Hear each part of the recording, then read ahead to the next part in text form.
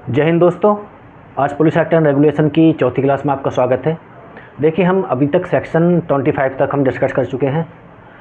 Section 25 तक आपका जितना भी देखिए मेंस के पर्पस से जितना क्वेश्चन बन रहा था, प्री के हिसाब से जितना बन रहा था, तो हमने हर एक सेक्शन को जितना हमारा मतलब मेंस के लिए बन रहा था तो हम उन सब सेक्शन को मिला के पढ़ा था, और जो प्री के हिसाब से पढ़ रहा था मैंने वो भी आपसे सेक्शन सारे डिस्कस किए थे। ठीक है, अब देखिए उसके बाद मैं 25 के बाद बात करूँ तो देखिए एक क्वेश्चन मेंस में पूछा जाता है कि सभा और जुलूसों को नियंत्रित करने के पुलिस के क्या कर्तव्य और शक्तियाँ हैं। ठीक है, अब देखिए मैंने यहाँ एक क्वेश्चन लिखा है कि सभा और जुलूसों को नियंत्रित करने और सार्वजनिक मार्गों पर व्यवस्था बनाए रखने में पुलिस अधिकारियों की शक्ति एवं कर्तव्य। ठीक है, अब देखिए ये दो क्वेश्चन लिखे मैंने, जो ये यहाँ से जो यहाँ तक है, सभा और जुलूसों को नियंत्रित करने के जो पुलिस अधिकारी के जो कर्तव्य हैं, ठीक है, ये अलग क्वेश्चन है, और ये सार्वजनिक मार्गों पर व्यवस्था बनाए रखने और ये पुलिस अधिकारी की शक्ति वाला ये दूसरा क्वेश्चन है। ठीक है, तो हम देखिए पहले वाले जो सभा और जुलूसों को नियंत्रित करने की जो पुलिस की पावर दी गई है या ड्यूटी दी गई है, ठीक है, उसका प्रावधान देखिए कहाँ कहाँ दिया गया है। उसका प्रावधान जो दिया गया है वो आपका सेक्शन 30 और 30A में दिया गया है। ठीक है, यानी कि सभा और जुलूसों को नियंत्रित करने के बारे में पुलिस अधिनियम के अंतर्गत क्या क्या प्रावधान किए गए हैं विस्तार से में समझाइए। ये आपका मेंस का क्वेश्चन बनता है यहाँ से। ठीक है, ये मैंने यहाँ दो क्वेश्चन लिखे हैं।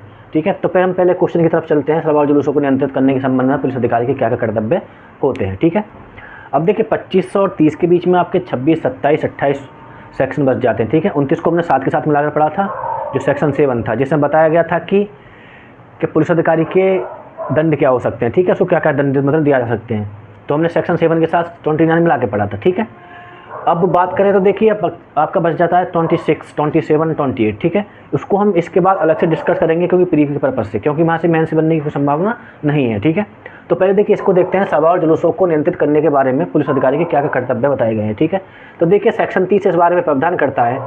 सेक्शन 30 देखिए पुलिस एक्ट में एक बात आपको ध्यान रखनी पड़ेगी कि किसी सेक्शन को पढ़ने से पहले आप ये देखिए कि उस सेक्शन में जो पावर दी जा रही है कौन से अधिकारी को दी जा रही है। ठीक है ना, पुलिस एक्ट में सबसे ज़्यादा इंपॉर्टेंट यही है कि वो एक पुलिस कांस्टेबल को दी जा रही है, इंस्पेक्टर को दी जा रही है, या जो आईओ होता है आपका थाने का पार्षद अधिकारी उसको दी जा रही है, या पुलिस अधीक्षक को दी जा रही है, या डीएम को दी जा रही है। ठीक है, तो ये चीज़ आपको याद रखनी है। ठीक है, देखिए सभा और जुलूसों को नियंत्रित करने का जो अधिकार दिया गया है वो जिला अधीक्षक और सहायक जिला अधीक्षक को। ठीक है, जैसे हमने शुरुआत में पहली क्लास में बताया था कि जिला अधीक्षक में सहायक जो पुलिस जिला अधीक्षक होता है या उप जिला अधीक्षक होता है वो सब शामिल होते हैं। ठीक है, तो देखिए तो जो सेक्शन 30 जो बात करता है वो ये करता है कि जिला अधीक्षक और सहायक जिला अधीक्षक दोनों है ना, इनमें से कोई भी क्या कर सकता है कि जब सड़कों और गलियों या मार्गों में, ठीक है, या सड़क हुई या कोई गली हुई या मार्ग यानी कोई रास्ता हुआ, ठीक है, जब उसमें कोई जमाव हमको लगाना है, ठीक है, या कोई जुलूस हमको निकालना है, ठीक है, तो इनको क्या पावर दी गई है कि जिला अधीक्षक और सहायक जिला अधीक्षक इस सड़कों पर, गलियों पर, मार्गों पर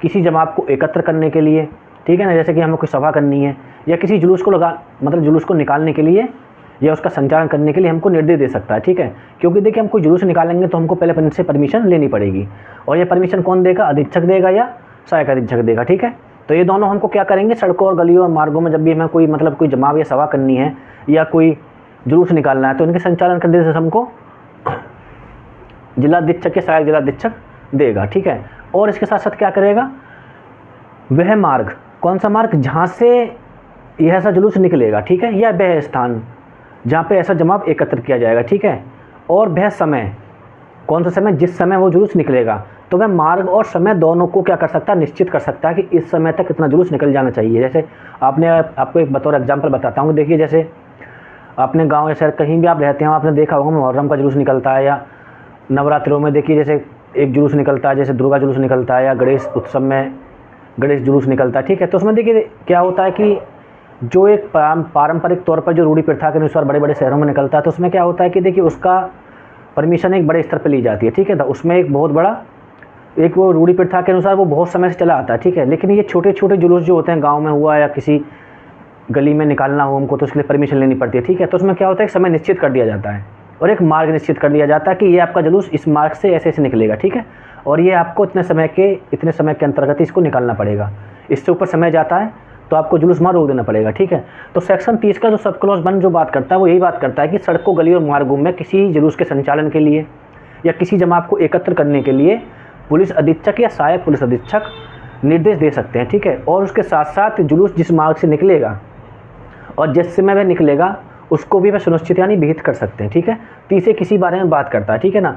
जवाब जैसे कैसे होता है, देखिए विधिविरुद्ध जवाब तो आप जानते हैं, उसका तो आपको निर्देश नहीं मिलेगा, लेकिन जवाब क्या होता है, जैसे कि आपको कोई सभा करनी है, आपके नेताजी आ रहे हैं, कुछ आ रहा है, ठीक है, उससे पहले क्या होता है, परमिशन लेनी होती है, ठीक है ना। तो तीसरे किसी बारे में बात करता है, ठीक है। अब देखिए इसमें से पीढ़ी का क्वेश्चन और बन जाता है कि जिला अधीक्षक पूछ लेता है कि मार्गों में जुलूसों को नियंत्रित करने का अधिकार किसको दिया गया है, तो वो जिला अधीक्षक और सहायक जिला अधीक्षक को दिया गया है, ठीक है। अब इसके बाद बात करें हम सब क्लॉज 2 की, तो बात करता है कि जब देखिए जिला अधीक्षक या सहायक जिला अधीक्षक को लगता है ना, इनका समाधान हो जाता है, उनको समाधान होने पर उनको लगता है कि जैसा हमने जो जुलूस निकालने हैं, ठीक है, कोई व्यक्ति है, व्यक्तियों को जो जुलूस निकाल रहा है, जिसका जुलूस निकालने का आशय है, ठीक है, या जवाब एकत्र करने का आशय है, ठीक है, तो वो क्या करता है, अब जिला अधीक्षक या उप जिला अधीक्षक को लगता है कि मजिस्ट्रेट होता है, ठीक है, अब मजिस्ट्रेट ने उससे बोला है कि भाई तुमने जो परमिशन दे रहे हो निकालने के लिए, इससे शांति भंग हो सकती है, ठीक है, या माहौल ख़राब हो सकता है, ठीक है। तो देखिए पुलिस अधीक्षक क्या करेगा, तो पुलिस अधीक्षक वहाँ पे एक काम करेगा कि वो विशेष सूचना द्वारा या साधारण सूचना द्वारा क्या करेगा, जो व्यक्ति ऐसा जुलूस निकालना चाह रहे थे, ठीक है ना, या ऐसा जवाब एकत्र करना चाह रहे थे, उन लोगों को क्या करेगा, उनसे अपेक्षा करेगा, यानी कि उनसे ये अपेक्षा करेगा कि आप लोग ऐसा जुलूस निकालने के लिए लाइसेंस प्राप्त करें, यानी कि अनुज्ञप्ति प्राप्त करें, ठीक है। अब यहाँ पे जो लाइसेंस देगा वो कौन देगा, जो अनुज्ञप्ति जो देगा वो आपका मजिस्ट्रेट देगा, ठीक है ना, जो आपका उप मजिस्ट्रेट होता है, उपखंड मजिस्ट्रेट जिसको एसडीएम बोलते हैं, उसको अधिकार दिया है कि वह किसी जुलूस को निकालने के लिए लाइसेंस यानी कि अनुज्ञप्ति दे सकता है, ठीक है। अब लेकिन किस कंडीशन में, जब सहायक जिला अधीक्षक और जिला अधीक्षक का जब समाधान हो जाता है कि ऐसे जवाब से उपखंड मजिस्ट्रेट ने हमसे फ़ोन करके बोला है कि भाई तुम जो परमिशन दे रहे हो उस परमिशन से माहौल ख़राब हो सकता है, तो उसके लिए कोई ना कोई कार्रवाई, कुछ ऐसा समाधान कीजिए जिससे कोई माहौल नहीं बिगड़े, तो ठीक है। तो उसमें क्या होता है कि देखिए जो भी लोग होंगे, जो व्यक्ति है या कोई समूह है जो जुलूस को निकालना चाह रहा है, तो उनको जिला अधीक्षक क्या देगा, सूचना देगा, या तो विशेष आदेश दे सकता है या साधारण सूचना दे सकता है कि आप लोग भाई एक काम करिए, जुलूस निकालने के लिए अनुज्ञप्ति प्राप्त करिए, लाइसेंस प्राप्त करिए, ठीक है। और तो उससे क्या होता है, देखिए जैसे आपने देखा हो गांव में जैसे कोई जुलूस निकालना हो तो हमको पहले परमिशन लेनी पड़ती है, यानी परमिशन की बात कर रहा है, ठीक है ना, कि जो परमिशन होगी उसको कौन प्रदान करेगा, उसको एसडीएम प्रदान करेगा। यहाँ पुलिस एक्ट में ये बात बताई गई है कि उसको कौन करेगा, उपखंड मजिस्ट्रेट उसको परमिशन को अलाउ करेगा, ठीक है। दूसरी बात, अब देखिए एक बात और आती है, जो परमिशन जो दी जाती है एसडीएम द्वारा, ठीक है, तो उस परमिशन के लिए जो हमने आवेदन कर दिया है, ठीक है, उसके पहले हम देखिए क्या करोगे, उससे पहले हम आवेदन करेंगे, आवेदन करने में क्या होगा, वो फिर एसडीएम साहब के पास जाएगी, फिर एसडीएम साहब उसको पढ़ेंगे, उसके बाद उसको देखेंगे कि उसमें आदेश हमको देना है कि नहीं देना है, कि लाइसेंस हमको जुलूस निकालने के लिए देना नहीं देना, ठीक है।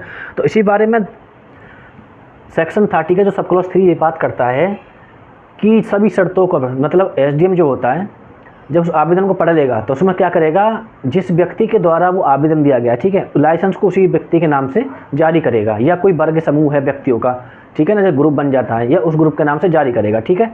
और उसमें सभी शर्तें होंगी जो उस लाइसेंस में बताई गई हैं कि इन शर्तों के साथ साथ आपको ये जुलूस निकालना है, ठीक है, यानी कि शर्तों के साथ वो अनुज्ञप्ति दे सकता है, ठीक है। दूसरी बात, इसमें देखिए सब क्लॉज 3 में एक बात और बताई गई है, जब ऐसा हम आवेदन उसको प्राप्त करने के लिए करते हैं तो उस पर हमें कोई फीस नहीं देनी है, ठीक है, ये निःशुल्क होता है। जब कोई लाइसेंस किसी जुलूस को निकालने के लिए प्राप्त करेंगे तो वह जुलूस जुलूस निकालने के जो भी हम आवेदन दे रहे हैं वो बिल्कुल निःशुल्क होगा, उस पर कोई फीस देना ही होगी, ठीक है।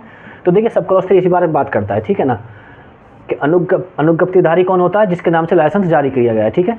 जब मजिस्ट्रेट किसी के नाम से लाइसेंस जारी करेगा तो उसमें उसका नाम लिख के देगा कि आपको, ठीक है, क्योंकि देखिए कल को जुलूस में कोई बात बिगड़ती है, शांति भंग होती है, तो वही लोग जिम्मेदार ठहराए जाएंगे जिनके नाम से लाइसेंस जारी किया गया था। जब आप किसी लाइसेंस से जुलूस निकालते हो तो उसमें क्या होता है कि आपको उस जुलूस को या जमात को नियंत्रित करने के लिए पुलिस बल मिलता है, ठीक है ना, शासन की तरफ से बल मिलता है आपको, तो आप उसको आसानी पूर्वक निकाल सकते हैं, ठीक है। अब देखिए आप पुलिस अधीक्षक और जिला पुलिस अधीक्षक होता है या सारे पुलिस अधीक्षक होता है, उसको एक पावर और दी गई है, ठीक है, जिसकी पावर को सेक्शन 30 के सब क्लॉज 4 में बताया गया है। क्या बताया गया है कि कोई त्यौहार है, ठीक है, या त्यौहार के साथ साथ क्या कोई समारोह हो रहा है, ठीक है, जैसे आपने देखा हो शादी ब्याह में शहरों में देखा हो कि रात के 12 बजे के बाद डीजे अलाउ नहीं होता है, ठीक है ना, अब बजता है तो पुलिस वाले वहाँ पर आ जाते हैं, उसको उठा के फेंक देते हैं, ठीक है। और हमने भी बहुत शादियों में देखा कि 12 बजे के बाद डीजे बंद कर दिया जाता है, ठीक है। तो पुलिस एक्ट की धारा जो 30 का सब क्लॉज 4 इसी बात को करता है कि जब मान लीजिए कोई त्यौहार है या कोई सार्वजनिक समारोह हो रहा है या कुछ भी शादी विवाह है, तो वहाँ पे जो पुलिस अधीक्षक या सहायक पुलिस अधीक्षक होता है उसके संबंध में क्या नियम बना सकता है कि जो संगीत है कितने बजे तक बजाया जाएगा, कितने बजे तक नहीं बजाया जाएगा, ठीक है ना। संगीत की धुनी को सुनिश्चित कर सकता है, कितना आप हाई उसको बजा सकते हैं, कितने समय तक बजा सकते हैं, ठीक है। सब क्लॉज 4 इसी बारे में प्रदान करता है कि त्योहारों और समारोह के अवसर पर पुलिस अधीक्षक या सहायक पुलिस अधीक्षक को यह अधिकार दिया गया है कि वह जो संगीत होता है उसको सुनिश्चित करें या उसको निश्चित करें कि वह कितने समय तक बजाया जाएगा। जैसे कि आपने गांव में देखा होगा कि देखिए गांव में तो ये चीज़ नहीं अलाउ होती है, गांव में तो आप रात भर पूरे डीजे बजाइए, सुबह तक बजाइए, कोई परमिशन नहीं मिलती। सिटी में क्या होता है, जो मैरिज होम होते हैं या लॉज होती हैं या गेस्ट हाउस होते हैं, तो उसमें क्या होता है कि 12 बजे के बाद आपने देखा वो डीजे 12 बजते ही बंद हो जाता है, ठीक है। उसके बाद नहीं बजाते हैं, उसके बाद बजाते हैं तो देखिए पुलिस वाले आएंगे, उठा के आपका डीजे पीछे सब ले जाएंगे, ठीक है ना। अब देखिए ये हमने जो डिस्कस करी थी धारा 30 डिस्कस करी थी आपसे, ठीक है ना। तो धारा 30 में क्या था, तो धारा 30 में ये बताया गया था कि किसी जुलूस को कौन नियंत्रित कर सकता है, कौन नहीं कर सकता है, कैसे उसके हमको लाइसेंस प्राप्त करना है, ठीक है। उस पर हमको फीस कोई देनी है कि नहीं देनी है, लाइसेंस को कौन देगा, और जो संगीत होते हैं या डीजे जो बजते हैं आपके, उसके बारे में ये बात करता है, उसको कौन रोक सकता है, कौन नहीं रोक सकता, ठीक है। अब बात करते हैं हम सेक्शन 30A की, यानी 30A की बात करते हैं, ठीक है। 30 और 30A को दोनों को एक साथ मिलाकर पढ़ाया जाता है, ठीक है। क्योंकि देखिए इसमें तो 30 में हम जो बता रहे थे कि हमने नियम बताया था कि क्या क्या शर्तें होंगी जुलूस निकालने की, जॉब करने के लिए, ठीक है। अब 30 में क्या 30A में ये बताया गया है कि जो अनुज्ञप्ति हमारे साथ जारी की गई थी, ठीक है, या बिना अनुज्ञप्ति के जो कंडीशन बताई गई थी, जो शर्तें बताई गई थी, ठीक है, कैसे आपको जुलूस निकालना है, कैसे आपको जमात एकत्र करना है, ठीक है। अब इन शर्तों का कोई व्यक्ति या कोई व्यक्तियों को समूह कौन जिनके द्वारा ऐसा जुलूस निकाला जा रहा था या जिनके द्वारा ऐसा जमात एकत्र किया जा रहा था, ठीक है, वो क्या करते हैं कि वो ऐसे जो उसको आदेश मिले थे उनका अतिक्रमण कर देते हैं, ठीक है। यानी कि जो भी उनको आदेश मिला है, मतलब शर्तों का जो भी शर्तें उनको विहित की गई थी, वो क्या करते हैं शर्तों का अतिक्रमण कर देते हैं, ठीक है। तो वहाँ पे देखिए, अब यहाँ पे देखिए अधिकारी चेंज हो जाते हैं, ठीक है। यहाँ तो हम पढ़ते आ रहे थे जिला अधीक्षक और सहायक जिला अधीक्षक और उपखंड मजिस्ट्रेट यानी एसडीएम के बारे में, ठीक है।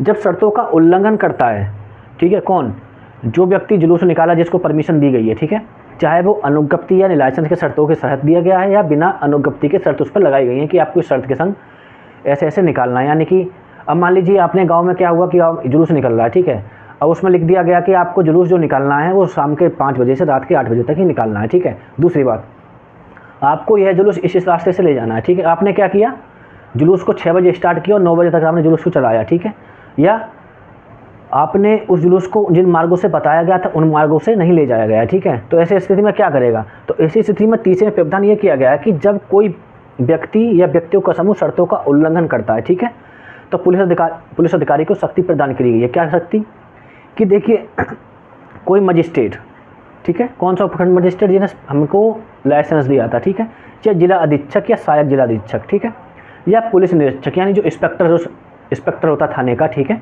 या थाने का भाषाधक अधिकारी जिसको हम आयोग बोलते हैं, ठीक है। तो ये क्या करेंगे, देखिए इन सबको पावर दी गई है कि जब कोई व्यक्ति ऐसी शर्तों का अतिक्रमण करता है या ऐसे किसी आदेश को नहीं मानता है, तो ये लोग ऐसे जुलूस या जमात को क्या करेंगे, रोक सकेंगे, ठीक है, या जमात को बिखर जाने का आदेश दे सकते हैं। यानी कि आदेश दे सकते हैं कि इस जमात को यहाँ से हटा दिया जाए, ठीक है, या जुलूस को रोक देने का आदेश देंगे, ठीक है। दूसरा, अगर मान लीजिए धारा 30 के अंतर्गत जो भी आदेश दिए गए थे या कोई शर्तें लगाई गई थी और उन शर्तों का पालन करने में कोई व्यक्ति उपेक्षा करता है, ठीक है, या इनकार करता है, वो नहीं मानता है, ठीक है, तो क्या होगा, तो जब उन शर्तों को नहीं मानता, कब, जुलूस निकालने से पहले कोई व्यक्ति, जैसे मान लीजिए हमको शर्त दी गई, भाई देखिए 30 में एक पॉइंट और दे रखा है, वो पॉइंट क्या बात करता है कि मान लीजिए हमने कोई जमात हमको एकत्र करना है या कभी जुलूस निकालना है, ठीक है, हमको अनुज्ञप्ति मिल गया, लाइसेंस मिल गया, लाइसेंस में क्या हुआ, कुछ शर्तें हमें बता दी गई, लेकिन बिना लाइसेंस के भी कुछ शर्तें बताई गई, मान ली लाइसेंस हमको नहीं मिला फिर भी कुछ शर्तें बताई गई हैं, और हम क्या करते हैं, उन शर्तों का उल्लंघन कर देते हैं, उन शर्तों को नहीं मानते, ठीक है। हमको बताया गया कि भाई इतनी ज़्यादा भीड़ नहीं होनी चाहिए, इतने से इतने बजे तक आपको सभा करनी है, ठीक है, सभा में ऐसे आपको कोई शब्द नहीं बोलने हैं। हमने क्या किया, इन शर्तों का पालन नहीं किया, ये हमने आदेश नहीं माना, क्यों, क्योंकि हम बहुत बड़े नेता हैं। आपने देखा बहुत बड़े नेता होते हैं, परमिशन ले लेते हैं, लेकिन उसके हिसाब से बहुत बड़ा जुलूस निकालते हैं, बहुत बड़ा सभा करते हैं, ठीक है। तो उन्हीं के बारे में बात करता है कि जब आप कोई आदेश या शर्तों का पालन नहीं करते, उनकी उपेक्षा करते हैं या इनकार करते हैं, तो जो आपने जवाब वहाँ पर एकत्रित किया है तो वो विधि विरुद्ध जवाब माना जाएगा, जिसके बारे में सीआरपीसी की धारा 141 में प्रावधान किया गया है कि विधि विरुद्ध जवाब कैसा होता है, ठीक है। तो वो आईपीसी की धारा 141 में बताया गया है, ठीक है। तो उसके अंतर्गत वो क्या माना जाएगा, विधि विरुद्ध जवाब माना जाएगा, ठीक है। तो देखिए जो मैंने आपको सेक्शन 30 और सेक्शन 30A बताए हैं वो देखिए मेंस के पर्पज से बहुत ज़्यादा इंपॉर्टेंट है, क्योंकि यहाँ से एक क्वेश्चन बनता है, सभा और जुलूसों को नियंत्रित करने की पुलिस अधिनियम के अंतर्गत पुलिस अधिकारियों की क्या शक्ति है या क्या कर्तव्य है, ठीक है। तो हमको 30 सेक्शन 30 और सेक्शन 30 से मिलाकर पढ़ना है, ठीक है। तो आपके समझ में आएगा होगा कि 30 में आपके देखिए बताया गया था कि कैसे क्या जुलूस निकलेगा, कैसे कैसे उसकी शक्तियाँ मिलेंगी, क्या क्या उसकी पावर होगी, कौन उसको रोक सकेगा, ठीक है ना। और 30 में बताया गया था कि 30 में शर्तों का उल्लंघन करने पर क्या पुलिस अधिकारी की शक्ति होती है, ठीक है। तो ये तो देखिए क्वेश्चन हो गया था कहाँ से, सभा और जुलूसों को नियंत्रित करने के पुलिस अधिकारियों की शक्ति, ठीक है। अब सेकंड क्वेश्चन देखिए यहाँ से चालू होता है कि सार्वजनिक मार्गों पर व्यवस्था बनाए रखने में पुलिस अधिकारियों की शक्तियाँ एवं कर्तव्य है, ठीक है। तो देखिए ये सेक्शन है जो ये धारा है 31, 32, 33, 34, ठीक है। देखिए अभी हमने आपको क्वेश्चन बोला था सभा और जुलूसों को नियंत्रित करने के बारे में प्रावधान, ठीक है। ये अलग क्वेश्चन है और यहाँ से जो अलग बन जाता है ये अलग क्वेश्चन बन जाता है, ठीक है। यानी सार्वजनिक मार्गों पर व्यवस्था बनाए रखने में पुलिस अधिकारियों की शक्ति एवं कर्तव्य, ठीक है। इसका प्रोविजन कहाँ दिया गया है, इसका प्रोविजन सेक्शन 31, 32, 33 और 34, ठीक है। यानी कि जब किसी को सार्वजनिक मार्ग कौन सा होता है, जिसको हम बोलते हैं एक तरह से जो आपके जहाँ आना जाना रहता है, ठीक है, जो रोड बने हुए हैं सार्वजनिक मार्ग होते हैं, ठीक है, या मार्गों पर, ठीक है, क्या करना है, व्यवस्था बनाए रखना, ठीक है। और पुलिस अधिकारियों की बताया कि क्या उनकी पावर होगी, क्या उनके कर्तव्य होंगे, ठीक है। तो ये जो पावर और कर्तव्य दिए गए हैं वो किस में दिए गए हैं, सार्वजनिक व्यवस्था को बनाने के बारे में कर्तव्य जो दिए गए हैं वो सेक्शन 31 से लेकर 34 तक दिए गए हैं, ठीक है। और 31 देखिए क्या बोलता है, 31 जो बोलता है ये बोलता है कि जो पुलिस का जो कर्तव्य होगा, क्या कर्तव्य होगा, सार्वजनिक सड़कों पर, ठीक है, मार्गों पर, सड़क कौन सी हो जाती है, मेन रोड जो होता है, ठीक है, और मार्ग कौन सा होता है, जो गली उसमें से गुजर रही होती है वो मार्ग हो जाता है, ठीक है। या घाटों पर जो आपके नहाने धोने घाट होते हैं या गंगा नदी घाट होते हैं, प्रयागराज में आपका संगम घाट है या हरिद्वार में जो घाट है, ठीक है, तो वहाँ भीड़ भाड़ लगा होता है। या जो सीढ़ियों से उतरने के स्थान होते हैं, जैसे आपने देखा हो मेट्रो में नीचे उतरने का स्थान है, किसी पुल पे से नीचे उतरने का स्थान है, ठीक है, तो वहाँ भी भीड़ भाड़ लगा होता है। या लोक समागम का, ठीक है, कहीं जैसे मान लीजिए कोई म्यूज़ियम है, ठीक है, या कहीं कोई प्रदर्शनी लगती है तो वहाँ क्या होता है, सभी भीड़ वाले स्थान होते हैं, ठीक है, या अन्य किसी स्थान में, ठीक है, क्या करेगा, व्यवस्था बनाएगा।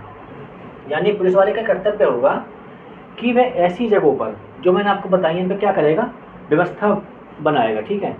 ये उसकी क्या है, ये ड्यूटी है, ठीक है। क्योंकि देखिए 31 से 34 में हम क्या पढ़ेंगे, पुलिस अधिकारी के कर्तव्य और शक्तियाँ कब, सार्वजनिक मार्गों में, मतलब सार्वजनिक मार्गों में व्यवस्था बनाए रखने के संबंध में, ठीक है। दूसरा क्या करेगा, जब उसको लगता है कि देखिए किसी बाधा, मतलब कोई बाधा उत्पन्न होने की संभावना है, ठीक है, कहाँ पे, इन जगहों पर, यानी सड़कों पर, मार्गों पर, आम रास्तों पर, घाटों पर, उतरने के स्थान पर, लोक समागम के स्थान पर या किसी स्थान में जब उसको लगता है कि कोई बाधा होने की संभावना है, यानी कोई बाधा उत्पन्न हो सकती है, तो वह क्या करेगा, उसका निवारण करेगा। यानी कि उसके लिए वह कोई भी कार्य कर सकता है, या तो अपने पुलिस अधिकारियों को बता सकता है कि सर ऐसे ऐसे यहाँ पे माहौल बिगड़ने वाला है, जल्दी आइए पुलिस लेके, ठीक है, और ज़्यादा बल लाइए यहाँ पे, ठीक है। या ये लोगों को वहाँ पे पकड़ सकता है, किसी को बंदी बना सकता है, किसी को वहाँ पे पब्लिक को हटा सकता है, या कोई प्रतिबंध लगा सकता है, तो उसके लिए क्या करेगा, उसका निवारण करेगा, किसी प्रकार से वो करे, ठीक है। जैसे आपने मेला में देखा होगा कि देखिए जाने का रास्ता अलग होता है, आने का रास्ता अलग होता है। कुछ लोग क्या होते हैं जो अश्लील प्रकृति के होते हैं, जो बदमाश गुंडे टाइप के होते हैं, वो क्या करते हैं कि गली, मतलब रास्ता अपना जो मार्ग तोड़कर दूसरे मार्ग में घुस जाते हैं, ठीक है।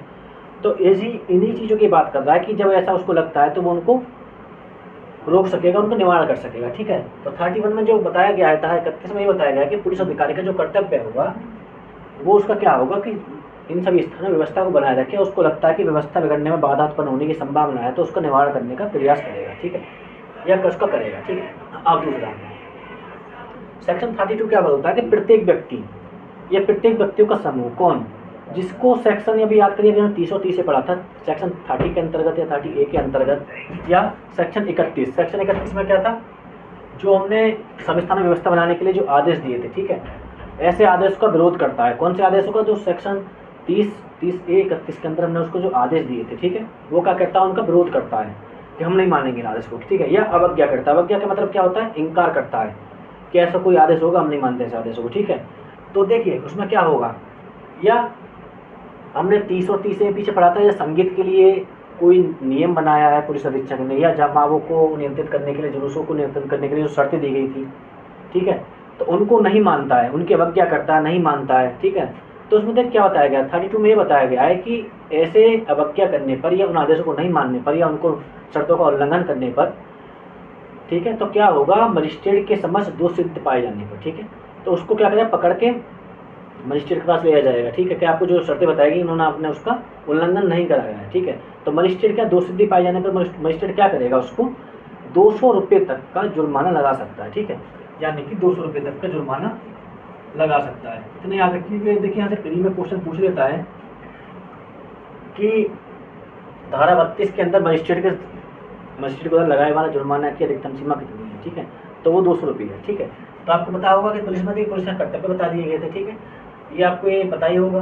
प्रत्येक व्यक्ति जिसको 30 से 31 के अंदर का जो आदेश दिया गया उनको नहीं मानता, उनका विरोध करता है, तो वह क्या होगा, मजिस्ट्रेट के समक्ष दोष पाए जाने पर 200 रुपये तक के जुर्माने का दंडनीय होगा, ठीक है। अब बात करते हैं धारा 33।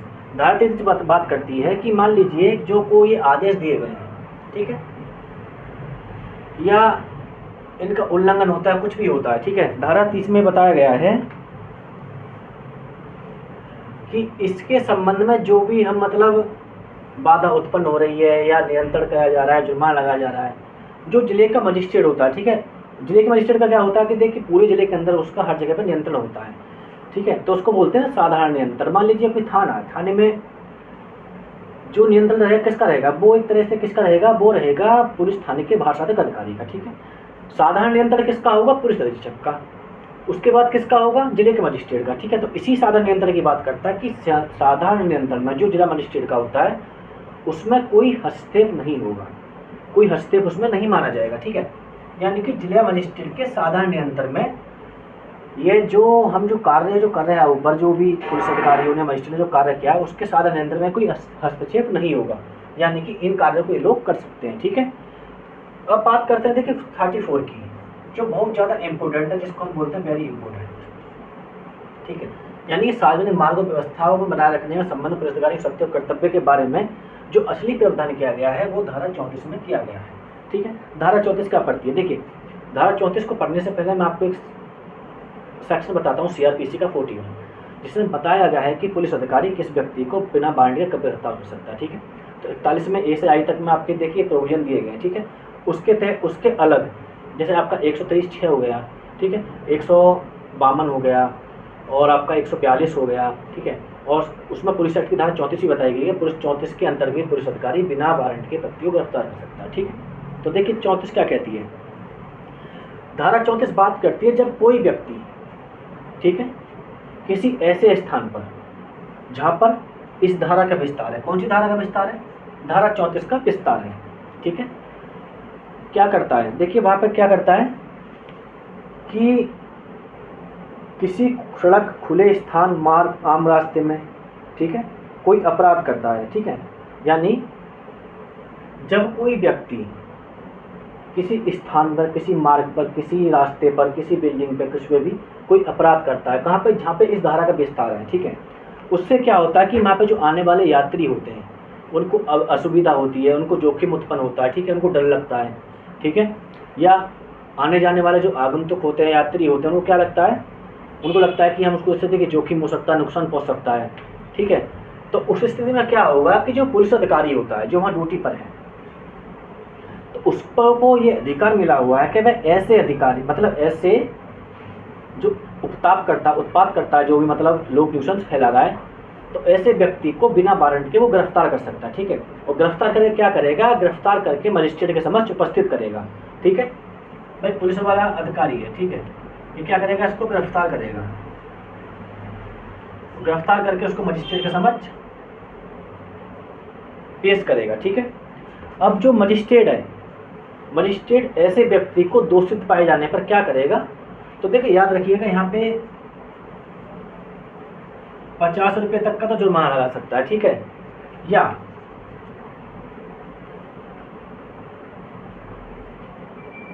कठोर परिश्रम रहित या सहित, यानी कठोर परिश्रम के साथ या उसके बिना 8 दिन तक का कारावास, ठीक है, या ये दोनों दे सकता है। यानी कि या तो 50 रुपये तक का जुर्माना लगा सकता है या कठोर परिश्रम के सहित या रहित 8 दिन तक का कारावास दे सकता है। ठीक है, कठोर परिश्रम क्या होता है, जैसे कि आपने देखा हो फिल्मों में, देखा हो बहुत पुरानी फिल्म थी कि उसमें जो कैदी सफ़ेद सफ़ेद कपड़े पहन के अच्छे बनियान पहन के पत्थर तोड़ते हैं, कोयला झोंकते हैं, रोटी बनाते हैं, ठीक है, लकड़ियाँ काटते हैं, पहाड़ों पर जाके मशीन चलाते हैं, ये सब ये कठोर परिश्रम होता है। ठीक है, और जो कैदी आराम से मौज के मतलब शांति की नींद काटते हैं, जेलों में बड़े दाल रोटी खाते हैं, उसमें मतलब क्या होता है, वो परिश्रम नहीं करते हैं। ठीक है, तो धारा 34 की बात क्या बात करती है कि जब कोई व्यक्ति किसी स्थान में मार्ग में सार्वजनिक स्थान में किसी स्थान पर जहाँ पर इस धारा का विस्तार है, कोई ऐसा अपराध करता है जिससे वहाँ के निवासियों को, आगंतुक को, यात्रियों को जो वहाँ से निकलने बन रहे हैं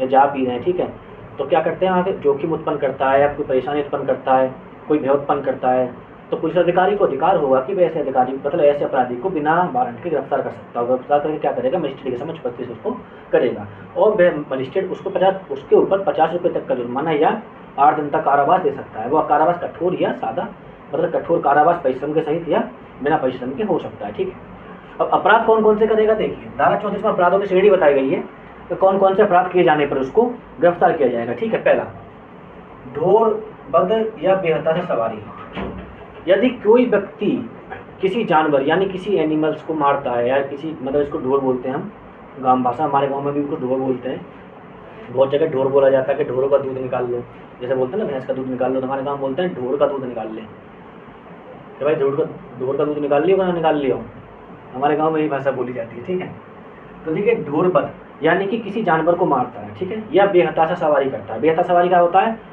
कि घोड़ी पे बैठ के घोड़ी को दौड़ाया जा रहा है, धड़ा बहुत तेज दौड़ा रहा है, या टांगा गाड़ी जो आपने देखी होगी या फिर नहीं देखी होगी तो आपने देखा हो जो घोड़ा लगा के गाड़ी चलती है, उसको बेहताशा मतलब पब्लिक पैलेस में दौड़ा रहा है। ठीक है, या किसी ऊँट वगैरह की सवारी करता तो ऊँट को दौड़ा रहा है, या अपने भैंसों को चुगाने ले जा रहा है तो उनमें माल लगा तेज दौड़ा रहा है। ठीक है, तो उसको बोलते हैं बेहताशा सवारी। या रास्ते में आगे क्या करता है, पशु सब, ये जो मतलब जो आने जाने का रास्ता है उसमें पशु सबों को साफ कर रहा है, ये कर रहा है। ठीक है, तो ऐसा करने पर क्या होगा, वो 34 के अंदर लोक न्यूसेंस का अपराध करता है। ठीक है, दूसरा क्या करता है, जीव जंतु के साथ निर्दयता करता है। जो जीव जंतु होते हैं, ठीक है, उनको मारता है, पीटता है या उनको बुरी तरह मारता है। ठीक है ना, आप उसको बोल सकते हैं हरेसमेंट करता है, यानी कि जो देखिए हमारे गाँव में बोलते हैं पौहे जंतुओं को, जीव जंतुओं को, उनके साथ क्या करता है, निर्दयता करता है। जैसे मान लीजिए किसी भैंस को मारे जा रहा है या किसी कुत्ते को बुरी तरह मार रहा है, ठीक है ना, ये उनको निर्दयता करता है, उनको बुरी तरह से मारता है, उनको यातना देता है। आपने देखा होगा बहुत सारे लोग क्या करते हैं, जो आपने भैंसा सुना होगा, जो भैंस होती है बफेलो, उसका जो मेल होता है, जब उसका तो पति होता है, बॉयफ्रेंड होता है, उसको भैंसा बोलते हैं। जब आपने देखा होगा उसकी जब उसकी गाड़ी में लगा के चलाया जाता है तो उसमें एक चोए वाला एक डंडा होता है जिसको हमारे गाँव में आर बोलते हैं, तो उसमें उसको मारा जाता है, उसके पीछे पीठ में मतलब पूछता है ऐसे करके। ठीक है, जिससे कि वो अपनी स्पीड बढ़ा देता है। ठीक है, तो ऐसा कोई काम करता है तो वो भी धारा 34 के अंदर क्या होगा, अपराध होगा। ठीक है, एक तरह से इसको बोल सकते हैं कि जानवरों के साथ हरेसमेंट करता है, यानी वो हरेस करता है, उनको बहुत ज़्यादा तंग करता है। ठीक है, तीसरा क्या बताया है कि यात्रियों को बाधा पहुँचाना। यात्रियों को बाधा पहुँचाना कैसे होता है कि मान लीजिए गलत तरीके से गाड़ी में सवारी को चढ़ाता है, गलत तरीके से सवारी को उतारता है। ठीक है, चलती बस में सवारी को चढ़ा रहा है, या किसी बस को या किसी सार्वजनिक जगह में खड़ी कर देता है जिससे वहाँ के लोगों को आने जाने परेशानी हो जाती है। ठीक है, जैसे कि आप मान लीजिए गाड़ी चला के ले गए और आपने किसी बीच चौराहे पर खड़ी कर दी, उससे क्या वो ट्रैफिक रुक जाएगा। ठीक है, तो ये भी एक लोक न्यूसेंस माना जाएगा, यानी कि धारा 34 के अंतर्गत ये अपराध होगा। ठीक है, तो उसको क्या बताया गया, यात्री को कोई बाधा पहुँचती है आपसे कार्य से, तो ये भी आपका क्या होगा, एक तरह से अभी अपराध होगा। ठीक है, और देखिए एक बताया गया विक्रय के लिए वस्तुओं को अभिदर्शित करना। जैसे आप दिल्ली के सरोजनी मार्केट में गए होंगे, इलाहाबाद के मार्केट में गए होंगे, कटरा में नेत्राम चौराहे के पास जो मार्केट पड़ता है, उसमें आपने देखा होगा कुछ लोग आते हैं ऐसे अपनी दुकान के बारे में बैठते होते हैं, 20 का 3, 20 का 3, 20 का 3, और देखते देखते रोड पे आ जाते हैं ना, तो 10 का 5, 10 का 5, 10 का 5। उससे क्या होता है कि जो रोड पे आने जाने वाले लोग होते हैं उनको निकलने पड़ने में क्या होती है, परेशानी होती है। ठीक है, आप कोई चीज़ बेच रहे हैं तो अपनी दुकान में रख कर बेचिए, उसको दुकान के अंदर बेचती है, और उसको बेचते बेचते आप रोड पर हल्ला काट रहे हैं, लोगों को पकड़ पकड़ के खींच रहे हैं, ये कर रहे हैं, क्या होता है। आप दिल्ली सरोजनी मार्केट में चले जाइए, बार मैं भी गया था, तो आपको पकड़ पकड़ के अपनी दुकानों में ले जाएंगे ज़बरदस्ती।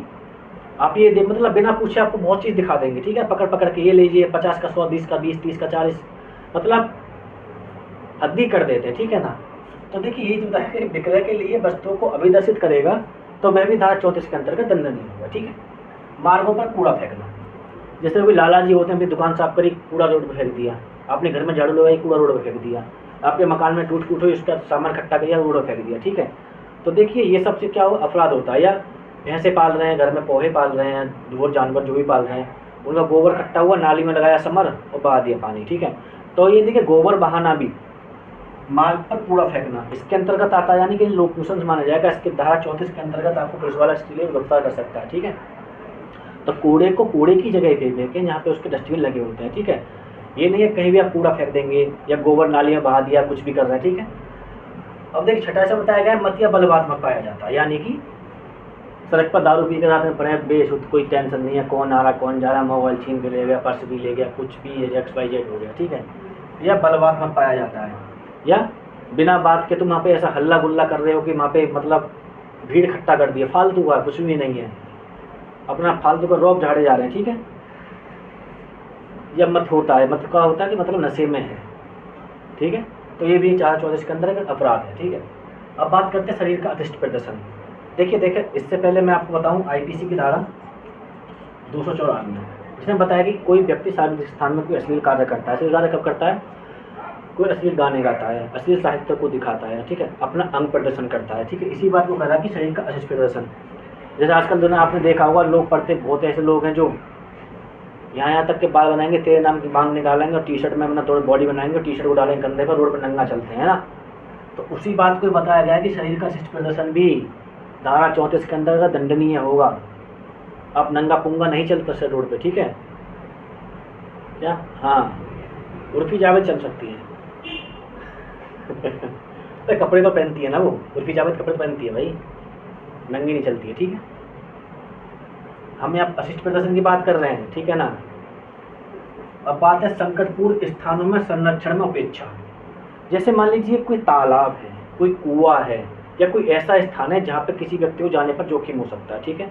लेकिन जिस स्थान पर उस जो व्यक्ति रहता है उसके अधिकार उन चीज़ों पे है, तो उसका यह अधिकार बनता है कि उन चीज़ों से आने जाने वाले व्यक्तियों को संरक्षण प्रदान करें। मान लीजिए आप किसी रोड से होकर जाते हैं, वहाँ पर कोई कुआं बना हुआ है या कोई तालाब बना हुआ है या कोई गड्ढा बना हुआ है। ठीक है। तो वहाँ पर रहने वाले व्यक्ति का अधिकार होता है कि वह आपको बताए कि आप यहाँ से ऐसे ऐसे करके जाइए, यहाँ से मत निकलिए, आप इसमें गिर जाएंगे। ठीक है। अगर वह इससे संरक्षण करने में क्या करता है, उपेक्षा बरतता है। ठीक है। तो वह भी धारा 34 के अंतर्गत दंडनीय होगा। ठीक है। तो मैंने आपको बताया था कि 34 में जो भी अपराध करेगा उसको पुलिस अधिकारी के द्वारा बिना वारंट के गिरफ्तार किया जा सकता है। कौन कौन से अपराध बताए गए थे? ये आपके 6 यानी 8 अपराध इसके बताए गए हैं। ठीक है। तो देखिए जो मैंने आपको क्वेश्चन बताया था, सभा और जुलूसों को नियंत्रित करने के बारे में पुलिस अधिकारी को सख्ती कर्तव्य है, एक क्वेश्चन ये था और दूसरा क्वेश्चन यहाँ यहाँ से स्टार्ट होता है। दोनों अलग अलग क्वेश्चन है। ठीक है। इससे पहले जो बताया था मैंने सेक्शन 30 और 30A वो इसके बारे में बताया था, और जो आपके धारा 31 31 से 34 तक बताया था वो सार्वजनिक मानव व्यवस्था बनाए रखने के संबंध में बताया था। ठीक है। तो देखिए ये दोनों क्वेश्चन मेंस के हिसाब से बहुत ज़्यादा इंपॉर्टेंट थे। ठीक है। अब देखिए उसके बाद आपका प्री के हिसाब से दो सेक्शन और बच जाते हैं। ठीक है। कौन से? 25 तक हमें बताया, 26 और 27 और 28, लेकिन 29 में आपको धारा 7 के साथ पढ़ा चुका था। ठीक है। नेक्स्ट सेक्शन 7 के साथ। तो देखिए तो 26 बात क्या करता है, देखिए जैसा कि मैंने आपको 25 में कल बताया था कि जब आप लिखेंगे मेंस, जैसे मैंने कल क्वेश्चन बताया था कि पुलिस के कर्तव्य क्या क्या होते हैं। ठीक है ना। तो उसमें 25 में बताया था कि संपत्ति को निरुद्ध कर सकता है। ठीक है। अब 25 में यही बात बताई गई है कि 25 में क्या बात बताई गई है। 25 में आपको ऐसी बताता हूँ मैं कि धारा 25 में बताया गया है कि जो जिले का मजिस्ट्रेट होता है वो संपत्ति को क्या करेगा, निरुद्ध करेगा। यानी देखिए संपत्ति जो होती है उसको सिर्फ पुलिस अधिकारी क्या करेगा, अपने कब्जे में लेगा, लेकिन वह किसके नियंत्रण में कार्य करेगा, जिला वो मतलब उपखंड मजिस्ट्रेट के नियंत्रण में कार्य करेगा। ठीक है। और जब मजिस्ट्रेट को ऐसी संपत्ति सौंप दी जाती है जो किसी पुलिस अधिकारी के द्वारा लावारिस होती है, जो कब्जे में ले ली जाती है, तो उस संपत्ति के संबंध में जो मजिस्ट्रेट होता है वो उद्घोषणा जारी करेगा, यानी कि नोटिफिकेशन निकालेगा। क्या निकालेगा कि कोई व्यक्ति जिसकी वह संपत्ति है जो हमको मिली है 6 महीना के अंदर उस पर दावा कर दें तो अपनी संपत्ति ले जाए। ठीक है। अगर ऐसा कोई व्यक्ति 6 माह के अंदर नहीं आता है तो उस पर क्या करेगा, उसको बेचने का आदेश दे देगा। ठीक है। दूसरा धारा 27 में क्या बताया गया है कि यदि कोई दावेदार उपस्थित नहीं होता है तो संपत्ति का अधिग्रहण, जो भी मैंने 26 में आपको लास्ट में बताया था बेच देगा। यदि मान ली 6 महीने के अंतर्गत कोई उसका दावा नहीं करता संपत्ति का, संपत्ति मेरी है, तो क्या करेगा, वो संपत्ति बेच दी जाएगी, ठीक है। ये अगर और मान लीजिए धारा 26 के अंतर्गत संपत्ति जो बेची जाती है उससे जो सब पैसा प्राप्त होता है, ठीक है, वो पैसा कहाँ जाएगा, वो राज्य सरकार के खाते में जमा कर दिया जाएगा, ठीक है। 26-27 किसकी बात करती है, 26-27 वही बात करती है जब पुलिस अधिकारी के द्वारा लावारिस संपत्ति जो धारा 25 के अंतर्गत जब्त की गई थी, जो हमने मेंस के साथ से पढ़ा था, ठीक है, उस संपत्ति को मजिस्ट्रेट के पास भेज देगा। मजिस्ट्रेट उस संपत्ति के बारे में नोटिफिकेशन जारी करेगा, भाई जिसकी ये संपत्ति आके ले जाओ। अगर नोटिफिकेशन जारी करने के 6 महीने के बाद तक कोई व्यक्ति उस संपत्ति को लेने नहीं आता है तो मजिस्ट्रेट उस संपत्ति को बेचने का आदेश देगा, और बेचने से जो पैसा आएगा वो पैसा राज्य सरकार के खाते में जमा हो जाएगा, ठीक है। बेचने का आदेश कहाँ दिया गया है, धारा 27 में, राज्य सरकार के खाते में भी कहाँ हो, धारा 27 में, और उसके लिए जो नोटिफिकेशन जारी करेगा वो 26 में। 26-27 दो चीज़ों का प्रावधान करते हैं, ठीक है। अब धारा 28 किस बात की बोलती है,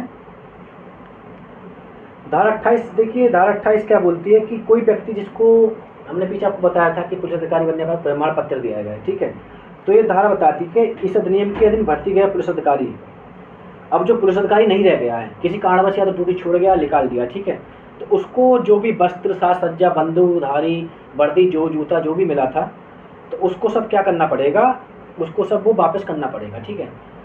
और अगर वह वापस नहीं करता है, ठीक है, तो मजिस्ट्रेट क्या करेगा, मजिस्ट्रेट के समक्ष दोषित पाए जाने पर 200 रुपये तक का जुर्माना और 6 माह तक का कारावास, ठीक है, या दोनों से दंडित किया जा सकता है। धारा 28 क्या बोलती है, धारा 28 ये बोलती है कि मान लीजिए आपको जब पुलिस अधिकारी बने थे तो आपको ID कार्ड दिया गया था, वर्दी दी गई थी, बंदूक दी गई और भी बहुत सामान दिया गया। जब आप पुलिस अधिकारी नहीं रह जाते हैं तो आपको ये सब चीज़ें वापस करनी पड़ेंगी, ठीक है, और आप ये चीज़ें वापस नहीं करते हैं, ठीक है, तो आपको मजिस्ट्रेट के समक्ष उपस्थित किया जाएगा, और मजिस्ट्रेट के समक्ष आप दोषित पाए जाते हैं तो आपका 200 रुपये तक का जुर्माना और 6 माह तक का कारावास या दोनों से आपको दंडित किया जाएगा, ठीक है। 26, 27, 28 प्री के एग्जाम से बहुत ज़्यादा इंपॉर्टेंट है, पर मेंस के लिए इंपॉर्टेंट नहीं है, लेकिन 26 और 27, 28 से प्री पूछ लेता है, क्योंकि जुर्माने की रकम हमेशा पूछी जाती है। तो उम्मीद करता हूँ आज का लेक्चर आपको पसंद आया होगा। अगर आप पसंद आया है तो वीडियो को लाइक शेयर कर दीजिए और चैनल को सब्सक्राइब कर दीजिए। जय हिंद।